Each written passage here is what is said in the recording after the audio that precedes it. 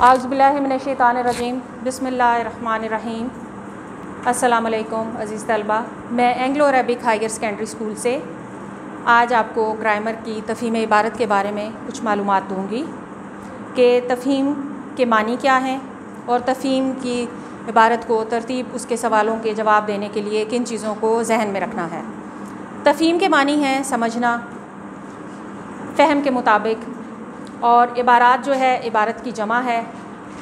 ضروری اجزاء جو ہیں اس کے وہ کس طریقے سے ہیں کہ ان کے جو چند ایک نکات ہیں، گہرا مطالعہ ہونا چاہیے، روزمرہ زندگی سے متعلق معلومات ہونی چاہیے آپ کے پاس، عبارت سے متعلق ہدایات ہونی چاہیے، اغلاط سے پاک تحریر ہونی چاہیے۔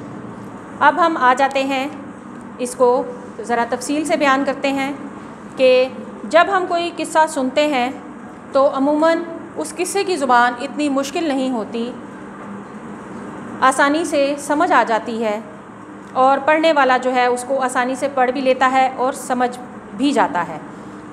لیکن اس کے برعکس جب ہم وہ تحریر پڑھتے ہیں تو اس کی زبان تھوڑی مختلف ہوتی ہے، وہ اس طرح سے ہماری سمجھ میں نہیں آتی جس طرح عام زبان، عام بیٹھ کے جو ہم کسی سے کوئی کہانی یا کوئی بات سنتے ہیں تو وہ ہمیں جلدی سمجھ آ جاتی ہے۔ اس کا مطلب یہ ہوتا ہے کہ اس کی وجہ یہ ہے کہ آپ نے جب کوئی بات سنی ہے تو اس کی حقیقت کو آپ نے سمجھ لیا، پورا ایک آپ کے دماغ میں ایک دائرہ ترتیب ہوتا ہے اور اس کو آپ اپنی سمجھ کے تحت بنا لیتے ہیں، ایک دماغ میں چیز آ جاتی ہے آپ کے کہ یہ اس طریقے سے تحریر ہوگی، وہ ایسے ہوگی، اور حقیقت کے بارے میں آپ اس کو سمجھ لیتے ہیں، جو آپ کو سنانے والا بتاتا ہے اسی پہ آپ یقین کر لیتے ہیں۔ پھر اپنی سمجھ اور قابلیت اور زبان دانی کی یادداشت سے کام لے کر وہی بات اپنے الفاظ میں جب کوئی تحریر کرتا ہے، وہی چیز جو آپ نے سنی ہے وہ اپنی سمجھ، قابلیت اور زبان دانی کی یادداشت سے کام لے کر ترتیب دینے کا مقصد یہ ہے کہ اس کو ہم عام فہم میں عبارت کہتے ہیں۔ جو عبارت آپ کے سامنے موجود ہوتی ہے اس کو ترتیب دینے کے لیے جو ضروری اجزاء ہیں وہ میں نے بتا بھی دیے اور اس بورڈ پہ لکھے بھی ہوئے ہیں، تو آپ نے ان کو ذہن میں رکھنا ہے ترتیب دیتے ہوئے۔ ایک پیراگراف دیا جاتا ہے اور پیراگراف کو آپ غور سے پڑھتے ہیں۔ اگر آپ کی گرامر ٹھیک ہے اور آپ کی پڑھنے کی صلاحیت آپ کے اندر موجود ہے تو آپ اس کو پڑھیں گے۔ گہرا مطالعہ سے مراد یہی ہے کہ آپ اس کو کھلے ذہن سے اس کا مطالعہ کریں گے اور اس کی بیان کرنے کی جو وجہ ہے یا پھر جو چیز بھی آپ کے سامنے موجود ہے اس کے بارے میں روزمرہ زندگی سے آپ کی معلومات ہونی چاہیے۔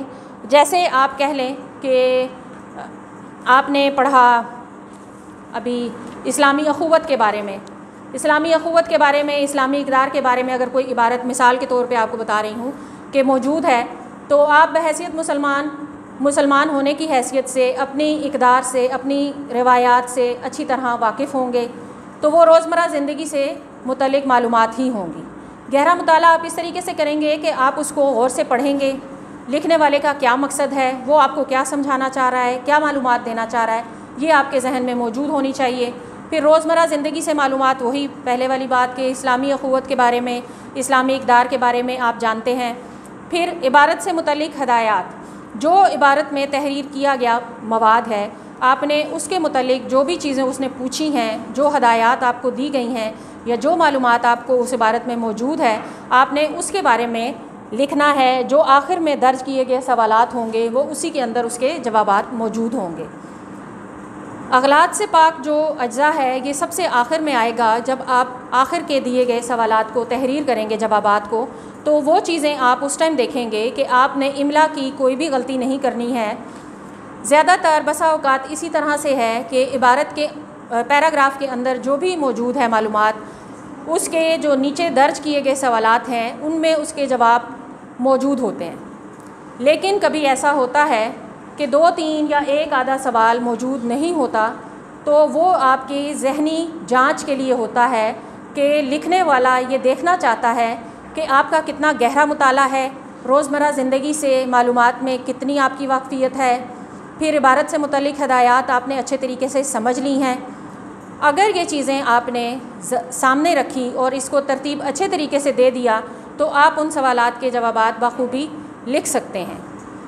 آپ اس عبارت کو پڑھیں گے، اپنی روزمرہ زندگی سے مثالیں لیں گے تو آسانی سے آپ اس کے جوابات تحریر کر لیں گے۔ لکھتے ہوئے آپ نے املا کو ذہن میں رکھنا ہے، اغلاط نہیں ہونی چاہیے۔ 2 نمبر کا سوال ہر ایک ہے، 10 نمبر کی یہ سرگرمی ہے۔ ہر سوال، زیادہ تر 5 سوال ہی ہوتے ہیں اس میں، اور ہر سوال 2 نمبر کا ہوتا ہے۔ آپ نے بہت ہی آسانی سے ان کو 10 نمبر لے سکتے ہیں۔ آپ